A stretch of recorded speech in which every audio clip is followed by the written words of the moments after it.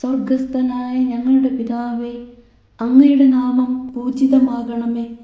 അങ്ങയുടെ രാജ്യം വരേണമേ. അങ്ങയുടെ തിരുമനസ് സ്വർഗത്തിലെ പോലെ ഭൂമിയിലുമാകണമേ. അന്നു വേണ്ടുന്ന ആഹാരം ഇന്ന് ഞങ്ങൾക്ക് തരണമേ. ഞങ്ങളോട് തെറ്റ് ചെയ്യുന്നവരോട് ഞങ്ങൾ ക്ഷമിക്കുന്നത് പോലെ ഞങ്ങളുടെ തെറ്റുകൾ ഞങ്ങളോടും ക്ഷമിക്കണമേ.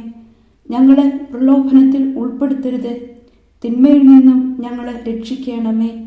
ആമേൻ.